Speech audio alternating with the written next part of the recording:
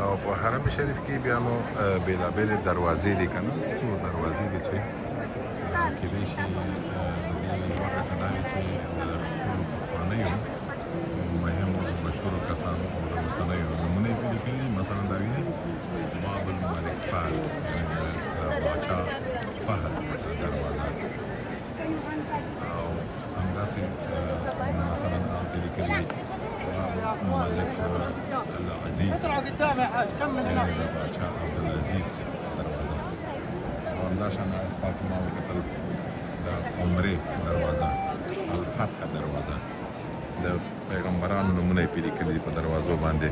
یعنې د نومونو د لیکلو موضوع او بله موضوع دا ده چې دوی په اسانۍ وکولی شي چې دلته خلک که مشکل سره مخ کېږي ویې باسي یا مثلا یوه دروازه بنده کېدې لپاره چې یو طرفه لاره جوړه شي نو د امنیتي کسان دلته ساتونکي دا فعال دي په دې کې او نه پرېږدي چې مشکل جوړ شي.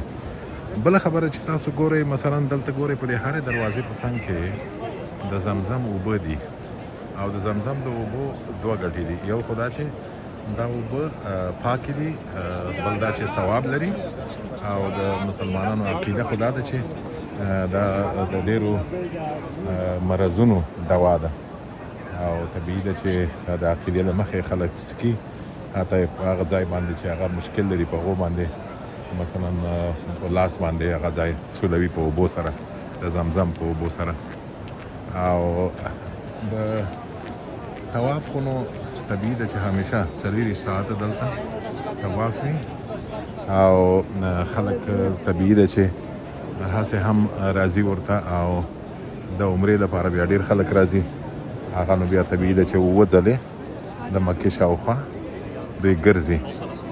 د عمرې شرط هم دا دی نه او له دغه شنه څراغ نه وینې دلته لاندې معلومیږي نه د دغه شنه څراغ نه پیل دی د طواف له دې ځای نه پیل کوي او هر ځل چې یوه دوره پوره کوي بیا لاسونه پورته کوي نه د دې ځای ته چې رارسېږي. تاسو اوس ګورئ دا خلک چې لاسونه یې پورته کړي دي لاس پورته کوي الله اکبر وایي یا دعا کوي. بېلابېلې دعاګانې دي خو وایي له ټول نه ښه دعا یې که نورې در نه هېرېدلې هم دا ښه دعا دا ده چې اللهم ربنا آتنا فی الدنیا حسنة وفي الآخرة حسنة وقنا عذاب النار. نو مين دلته د دې ځای نه یوه دوره پوره شوه او هلته المسا خواته لاره تللې ده. کله کله ګڼه ګوڼه خورا زیاته شي اوس دومره زیاته نه ده نظم شته. کله کله داسې بې نظمي شي چې خلک تر پښو لاندې کېږي او په لمانځه باندې خلک هر ځای کې دلته درېدی شي ښځې او نارینه درېږي. که څه هم دا ساتونکي کوشش کوي هڅه کوي چې ښځې او نارینه سره بیل کړي د لمانځه د ساحې په برخه کې خو نه کېږي. خلک ډېر دي دوی هم نه پسې رسېږي او دوی هم بیا ډېر په چا ډېر غرض نه لري که نه څوک ډېر نه په عذابوي پرېږدي یې چې هر چېرته په لمانځه ودرېده مشکل نشته. او هغه خو د صفا او مروه خواته هغه تللې د هغه دروازه باندې چې ځای ویني صفا او مروه هلته هم د عمرې د مراسمو یوه برخه ده چې تاسو کله چې هلته درومئ هغه د عمرې مراسم هلته هم په ځای کېږي.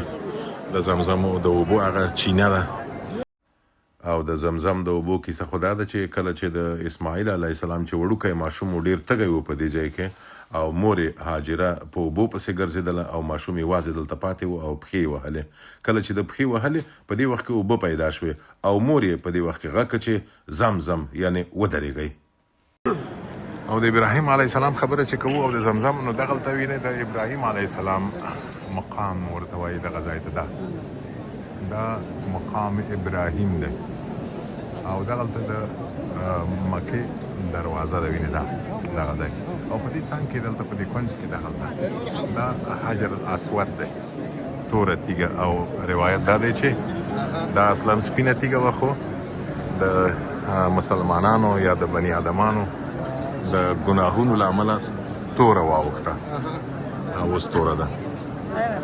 د نړۍ د بېلابېلو هېوادونو یعنې تقریبا د ټولې اسلامي نړۍ نه دلته خلک رادرومي او عبادتونه کوي. ما چې ولیدل یو احساس سړي ته دا پیدا کېږي چې خلک ډېر مهربان دي په یو بل باندې یو د بل لحاظ کوي.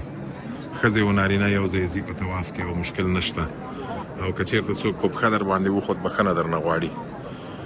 کله کله ګڼه ګوڼه جوړېږي، خلک خوږېږي، طبیعي ده که نه، خو په مجموع کې مشکل نشته د دې سره. او هر ځای کې خلک چې ودرېږي، ځکه چې مکې ته به سجده کوي، نو د مکې خواته وینې ټول خلک دلته په لمانځه باندې ولاړ دي یا ناست دي، سجدې کوي، عبادتونه کوي، نفلونه کوي. او مخکې ما د دروازو خبره وکړه که نه، دغه دروازه چې د وینې باب الفتح نومیږي، زه به یې لږ رانږدې کړم. باب الفتح یعنې د فتح دروازه ده. وینې دغه ځای کې ودرېږه، زه رانږدې کړم. دغه وینې باب الفتح.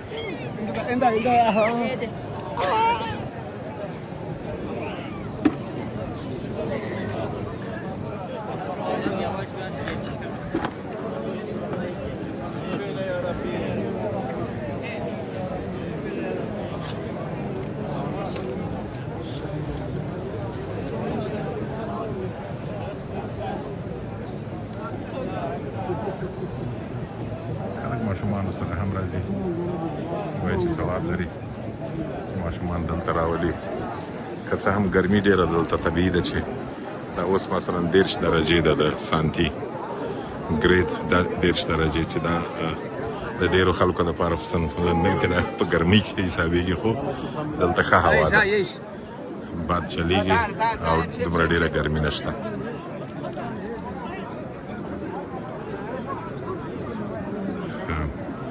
او دا چې د ملک عبدالله دروازه ده،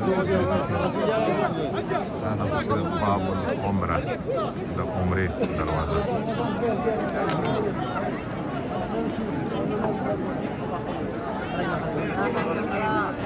وینې دلته خلک وایي چې دې پاره چې ګڼه ګوڼه جوړه نه شي، وایي دې خواته ځئ، داسې ځئ، خو بیا یې هم لحاظ کوي. ځینې خلک وایي چې ورځئ پروا نه لري.